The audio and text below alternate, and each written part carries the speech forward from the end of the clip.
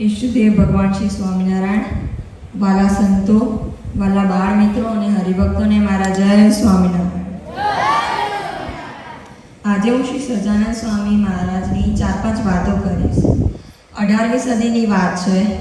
આપણે ઘણા વખત પહેલાં ગુજરાતમાં ઘણી બધી દુર્પ્રથાઓ હતી, જેમ કે દૂધ પીતી કરવાની, નાની છોકરીઓને જે જન્મ થતાની સાથે જ ગરમ દૂધમાં મારી નાખવામાં આવતી. બીજી દુર્પ્રથા હતી સતી થવાની, કે કોઈ પત્નીનો પતિ મરી અવસાન પામે તો તેને તેના દેહ સાથે અગ્નિ સંસ્કાર કરી દેવામાં આવે. અને બીજી પણ ઘણી બધી દુર્પ્રથાઓ હતી, જેમ કે નાની છોકરીઓને અપહરણ કરીને તેમની પાસે સેવા કરાવે અને જકાત વધારે. આ ગુજરાતની જે સ્થિતિ હતી તે બહુ ખરાબ હતી અને બહુ કષ્ટદાયક હતી. અને આ આપણા મહારાજ કેટલા દયાળુ છે, જે આ ગુજરાતની સ્થિતિ જોઈ ન શક્યા અને પછી તે ગુજરાતમાં પધાર્યા. તેમણે પહેલાં દીક્ષા લીધી અને પછી ધર્મધુરા ગ્રહણ કરી.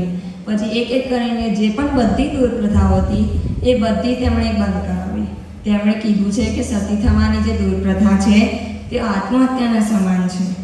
એટલે આપણી આજુબાજુ પણ જે પણ દુર્પ્રથાઓ, જે ખરાબ કામ થતા હોય એ આપણે બંધ કરાવવા, અટકાવવા અને હંમેશા સાચા માર્ગે ચાલવું. અસ્તુ. જય સ્વામી.